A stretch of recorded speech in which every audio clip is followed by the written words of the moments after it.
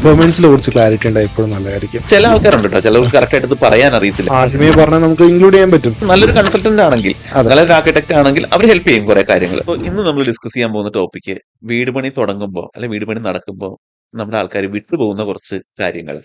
അതെ, ശ്രദ്ധിച്ചെങ്കിൽ കുറച്ചും കൂടി ബെറ്റർ ആക്കാന്ന് തോന്നിയ കാര്യങ്ങൾ, അല്ലെങ്കിൽ നമ്മള് നഷ്ടം സംഭവിക്കാൻ സാധ്യതയുള്ള ചില അതെ, വീട് കാര്യങ്ങൾ. പണി നടന്നുകൊണ്ടിരിക്കുന്ന സമയത്ത് അയ്യോ അന്ന് ഞാനത് ശ്രദ്ധിച്ചെങ്കിൽ കുറച്ചും കൂടെ ഭംഗിയാക്കായിരുന്നു, അല്ലെങ്കിൽ ഈ കാശ് ഇപ്പൊ വെറുതെ പോകില്ലായിരുന്നു. അതെ, പലപ്പോഴും പലർക്കും തോന്നിയിട്ടുള്ള കാര്യങ്ങളാണ്. അതെ അതെ, അതെ, അപ്പൊ നമുക്ക് ഏതൊക്കെയാണെന്നൊന്ന് ലിസ്റ്റ് ഓൺ ചെയ്യാം. അത് നമുക്ക് നമുക്കൊന്ന് ഒന്ന് ചർച്ച ഡിസ്കസ് ചെയ്യാം. ചെയ്യാം. അപ്പോൾ ഒരിക്കൽ കൂടി വെൽക്കം ടു പ്രിയോ കാസ്റ്റ്. എന്റെ ഒരു അഭിപ്രായത്തിൽ ആദ്യം തന്നെ നമ്മൾ ശ്രദ്ധിക്കേണ്ട കാര്യം എന്ന് വെച്ചാൽ നമുക്ക് ഒരു റിക്വയർമെന്റ്സിൽ കുറച്ച് ക്ലാരിറ്റി ഉണ്ടായി എപ്പോഴും നല്ലതായിരിക്കും. അതെ, റിക്വയർമെന്റ് എനിക്ക് കൃത്യമായിട്ട് ഒരു എനിക്ക് ക്ലാരിറ്റി ഇത്ര ഉണ്ട്. ബെഡ്റൂം വേണം, അല്ലെങ്കിൽ ഇത്ര ഇന്ന കാര്യങ്ങൾ എനിക്ക് വേണം എന്നുള്ളത്. അതെ, അപ്പോൾ നമ്മൾ വീട് പണിക്ക് മുമ്പ് തന്നെ ഒരു ആർക്കിടെക്റ്റിനെ ഡിസൈനറെ സമീപിക്കുമ്പോൾ അവിടെ കൃത്യമായിട്ട് കൺവേ ചെയ്യാൻ പറ്റണം. അതെ എന്റെ ആഗ്രഹത്തിൽ ഇന്ന വീട്ടിൽ ഇന്ന കാര്യങ്ങളാണ് എനിക്ക് വേണ്ടത്.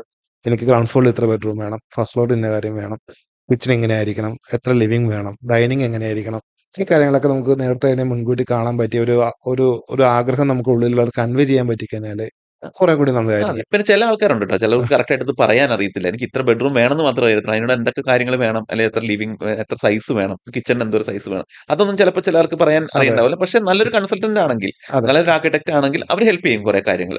ഇതിന്റെ പ്രശ്നം എന്താണെന്ന് വെച്ചാല് ആക്ച്വലി ഇത് പണിത് പകുതി എത്തുമ്പോൾ അവർക്ക് പെട്ടെന്ന് തോന്നാം എനിക്ക് ഒരു ലിഫ്റ്റ് ഇതിൽ ആഡ് ചെയ്യാൻ പറ്റിയെങ്കിൽ അതെ അതെ, നല്ലതായിരുന്നു, അല്ലെങ്കിൽ എനിക്ക് സ്വിമ്മിംഗ് പൂൾ ഇപ്പോഴാണ് എനിക്ക് ആവശ്യമായിട്ട് പിന്നെ തോന്നിയത്, പുതിയിട്ട് ഹോം തിയേറ്റേഴ്സ്. ഹോം തിയേറ്റേഴ്സ്, അല്ലെങ്കിൽ ഒരു സ്റ്റഡി റൂം എനിക്ക് ഒരു ആവശ്യമായിട്ട് വന്നു. ഇത് ചെയ്യാൻ പറ്റുമോ എന്ന് ചോദിച്ചാൽ പറ്റായ പ്രശ്നമൊന്നുമില്ല, പക്ഷെ ഇത് അന്ന് പ്ലാൻ ചെയ്തെങ്കിൽ കുറച്ചുകൂടി ഭംഗിയായിട്ട് ചെയ്യാൻ അതെ, പറ്റുമായിരുന്നു. അതെ.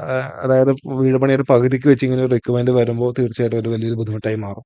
അത് നമുക്ക് കുറച്ച് കാര്യങ്ങൾ കോംപ്രമൈസ് ചെയ്താൽ മാത്രമേ ഉള്ളൂ ഇതിലേക്ക് എത്താൻ പറ്റും. കോംപ്രമൈസ് ചെയ്യേണ്ട കേസ് മെയിൻ ആയിട്ട് വരുന്നത് ലിഫ്റ്റിലാന്ന് എനിക്ക് തോന്നുന്നത്. ലിഫ്റ്റ് ഒരു പ്രധാനപ്പെട്ട കാര്യമാണ്. ചില കാരണം ആളുകൾക്ക് ചില നടുമുറ്റം ആ, ആദ്യമേ പറഞ്ഞാൽ നമുക്ക് ഇൻക്ലൂഡ് ചെയ്യാൻ പറ്റും. അതെ, ഉറപ്പായിട്ടും പിന്നീട് ഇൻക്ലൂഡ് അത് ചെയ്യാൻ എനിക്ക് പറ്റും. തോന്നുന്നില്ല അത് പ്രാക്ടിക്കലി അത്. പിന്നീട് പ്രാക്ടിക്കലി അത് അതിലേക്ക് ഒപ്പിക്കാനേ പറ്റത്തുള്ളൂ. അതെ. അപ്പോൾ നമ്മൾ വേറെ എന്തെങ്കിലും കോംപ്രമൈസ് ആയിട്ടായിരിക്കും പി- ഇത് ചെയ്യുന്നത്. പിന്നെ ഉള്ളതാണ് ഈ പറഞ്ഞ സെർവൻസിന്റെ സർവൻസ് റൂം, കോമൺ സെർവൻസിന്റെ റൂം, വാഷ്, സെർവൻസിന്റെ ടോയ്ലറ്റ്. കോമൺ അതൊക്കെ വാഷ്. നമ്മൾ ചിലപ്പോൾ വേണമെന്നുണ്ടാവുമായിരിക്കും, പക്ഷെ ഇതാരും പറഞ്ഞില്ല. പിന്നെ വീട് പണി നടന്നുകൊണ്ടിരിക്കുന്ന സമയത്തായിരിക്കും ചിലപ്പോൾ അവരും ഓർക്കുന്നത്, അയ്യോ സെർവന്റിനെ പറ്റി നമ്മൾ ആലോചിച്ചില്ലല്ലോ, ആ, ആ. അല്ലെങ്കിൽ അതിന് കാരണം എന്താന്ന് വെച്ചാൽ ഇവര് ആ സമയത്ത് ഒത്തിരി വീടുകൾ പോയി കാണുകയും അല്ലെങ്കിൽ വേറെ റിലേറ്റീവ്സ് വീടൊക്കെ കാണുമ്പോഴാണ് ഇവർക്ക് മനസ്സിലാവുന്നത് അതെ ഇതെനിക്ക് വേണ്ടതായിരുന്നു.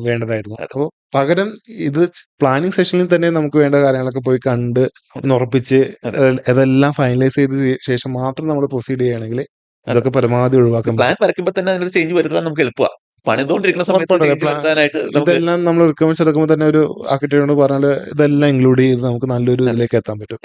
പകുതിക്ക് അതെ എത്തിയതിനു അതെ, ശേഷം. പണി തുടങ്ങിയിട്ട് ഇത് മാറ്റം വരുത്തുമ്പോഴാണ് പിന്നെ ബുദ്ധിമുട്ടായി പോകുന്നത്. അതെ. ഒരു എക്സാമ്പിൾ ആയിട്ട് പറയുകയാണെങ്കിൽ 2 ഇയേഴ്സ് ബാക്ക് ഒരു കസ്റ്റമർ പുള്ളിയുടെ ആഗ്രഹം ആദ്യം പുള്ളി പറഞ്ഞപ്പോഴത്തേക്കും എനിക്കൊരു പ്രയർ യൂണിറ്റ് മതി എന്ന് പറഞ്ഞു. അപ്പൊ നമ്മൾ നോർമലി പ്ലാൻ ചെയ്തപ്പോൾ പ്രയർ യൂണിറ്റ് ലിവിംഗ് റൂമിന്റെ സൈഡായിട്ട് വരുന്ന രീതിയിൽ ഒരു open prayer unit common area, അതെ പ്ലാൻ ചെയ്തു. പിന്നീടാണ് പുള്ളിക്ക് ആ ആഗ്രഹം മാറിയിട്ട് ഒരു പൂജ റൂമായിട്ട് തന്നെ വേണമെന്ന് പറയുന്നത്. പ്രെയർ റൂം, പ്രെയർ സ്പേസ് മാറി പ്രെയർ സ്പേസ് റൂമായി. മാറി റൂമായി മാറി. ആ, അപ്പൊ ഉണ്ടാവുന്ന പ്രശ്നം എന്താന്ന് വെച്ചാല് നമ്മള് ബാക്കി എല്ലാ അറേഞ്ച്മെന്റ് എല്ലാം ചെയ്ത് കഴിഞ്ഞു, എല്ലാം അതെ വർക്കും തുടങ്ങി, ബീമിന്റെ വർക്ക്, പ്ലിന്തിന്റെ വർക്ക് അടക്കം തീർന്നു. right. അപ്പോൾ അതിന്റെ ഇടയിൽ നമ്മൾ വീണ്ടും ഒരു പൂജാ റൂം കൺസിഡർ ചെയ്ത് ചെയ്യാൻ പറ്റും. പക്ഷെ നമ്മൾ ബാക്കിയുള്ള സ്പേസിൽ ബാക്കിയുള്ള സ്ഥലത്ത് സൗകര്യം കുറയും. തീർച്ചയായും കുറെ സ്പേസസിൽ നമ്മൾ കുറച്ച് കോംപ്രമൈസ് ചെയ്യേണ്ടി വരും. ഓക്കെ, കോമൺ ഏരിയയില്, ഡൈനിങ് ഏരിയയിലും ലിവിംഗ് ഏരിയ കുറച്ച് കൺജഷൻ വരാൻ സാധ്യതയുണ്ട്.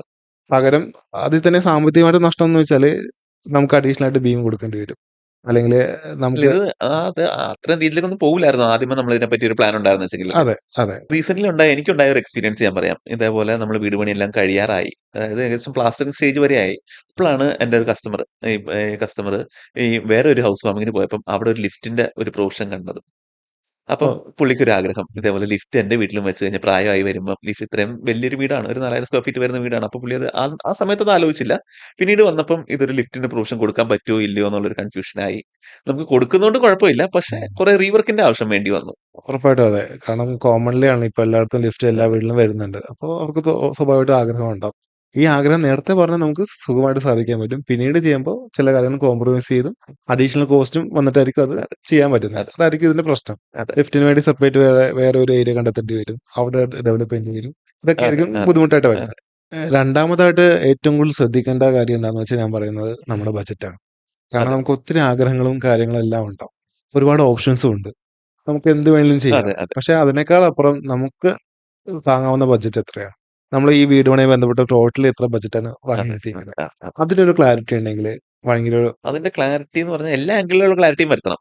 അതായത് വീട് മാത്രമുള്ള കോസ്റ്റ് അല്ല മിക്ക ആൾക്കാരും കൺസിഡർ ചെയ്യുന്നത് വീടിന് മാത്രമുള്ള കോസ്റ്റാ. അതെ. പക്ഷേ പണിത് വരുമ്പം അതിനോട് അനുബന്ധമായി വേറെ കുറെ കോസ്റ്റുകൾ ഇതിനകത്ത് ഒരുപാട് വരുന്നുണ്ട്. കാര്യങ്ങൾ അഡീഷണൽ വരാനുണ്ട്. അപ്പോൾ തുടക്കം മുതൽ അവസാനം വരെ വരാൻ സാധ്യത എല്ലാ കാര്യങ്ങളും ഒന്ന് ലിസ്റ്റ് ഡൗൺ ചെയ്ത് അതിനൊക്കെ എത്ര രൂപ ബഡ്ജറ്റ് ആവുമെന്ന് കൺസിഡർ ജസ്റ്റ് ചെയ്തിട്ട് വേണം ബഡ്ജറ്റ് അലോക്കേഷൻ ചെയ്യുന്നത് നല്ലതായിരിക്കും. ഉറപ്പായിട്ടും. അതായത് വീട് പണി എക്സാമ്പിൾ ആയിട്ട് വീട് മാത്രം കൺസിഡർ ചെയ്തിട്ട് കാര്യമില്ല. അതെ. വീടിനോടൊപ്പം വേറെ കുറെ കാര്യങ്ങൾ വരുന്നുണ്ട്. എക്സാമ്പിൾ ആയിട്ട് പറയുവാണെങ്കിൽ ഇന്റീരിയർ വരും, കോമ്പൗണ്ട് വാൾ വരും, ലാൻഡ്സ്കേപ്പ് വരും, സോളാർ വരും. സോളാർ വരും. ഓട്ടോമേഷൻ എല്ലാ വീട്ടിലും ചെയ്യുന്നുണ്ട്. ഓട്ടോമേഷൻ ലിഫ്റ്റ് ഇപ്പൊ ഇപ്പൊ എല്ലായിടത്തും ചെയ്യുന്നുണ്ട്. കോമൺ. അതെ. അപ്പൊ ഇത്രയും കാര്യങ്ങൾ ഉറപ്പായിട്ടും കൺസിഡർ ചെയ്യണം. ഇതിനെല്ലാം ഒരു കോസ്റ്റും ഉണ്ട്. തീർച്ചയായും. അതെ. അപ്പോ ഇത് എ ടു ഇസഡ് അതായത് തുടക്കം മുതൽ അവസാനം വരെ ഏത് റേഞ്ചിലാണ് ഞാൻ ഉദ്ദേശിക്കുന്നതെന്ന് ഒരു ക്ലാരിറ്റി ഉണ്ടെങ്കിൽ അതില്ലെങ്കിലുള്ള പ്രശ്നം എന്താണെന്ന് വെച്ചാൽ തുടക്കത്തിൽ നമ്മൾ അനാവശ്യമായിട്ട് കുറെ കാശ് ചെലവാക്കും. അതെ. ഏറ്റവും അവസാനം ഫിനിഷിംഗിലേക്ക് എത്തുമ്പോഴത്തേക്കും നമ്മൾ ഉദ്ദേശിച്ച രീതിയിൽ നമുക്ക് ഫിനിഷ് ചെയ്യാൻ ബുദ്ധിമുട്ട് വരും. അതെ. കാരണം ഫണ്ടെല്ലാം ഷോർട്ട് വരും, തീരാറാവും. ആ സമയത്ത് നമ്മൾ ഒത്തിരി കാര്യം കോംപ്രമൈസ് ചെയ്യും. കാരണം ഇപ്പം പണ്ടൊന്നും ഇത്ര ഓപ്ഷൻസ് ഉണ്ടായിരുന്നില്ല. പണ്ട് സോളാർ ഒന്നും മാൻഡേറ്ററി അല്ലായിരുന്നു. അല്ല. ഓട്ടോമേഷൻ ആരും ആലോചിച്ച പോലും ഇല്ലാത്ത ഇല്ല. കാര്യങ്ങളാ. ഇല്ല. ആകെ ഉള്ള ഓട്ടോമേഷൻ അതിന്റെ കാര്യം പറയുകയാണെങ്കിൽ നമ്മൾ പലപ്പോഴും വീട് പണി എന്ന് ഓർക്കുമ്പോൾ ആദ്യം ചിന്തിക്കുന്ന സിവിൽ വർക്ക് തീർക്കണം. കൺസ്ട്രക്ഷൻ കാര്യങ്ങൾ ഒരു കോസ്റ്റ് ഇടും. മാക്സിമം ഒരു ഇന്ത്യൻ ഒരു കോസ്റ്റ് ഇടും. ഫർണിച്ചറിന് ഇടും. അതിന്റെ അതെ. അപ്പുറത്തേക്ക് നമ്മൾ ചിന്തിക്കുന്നില്ല. അതെ. അതിന്റെ അപ്പുറത്തേക്ക് ഉറപ്പായിട്ടും ചിന്തിക്കേണ്ട കാര്യമാണ് കോമ്പൗണ്ട് വാള്, ആ.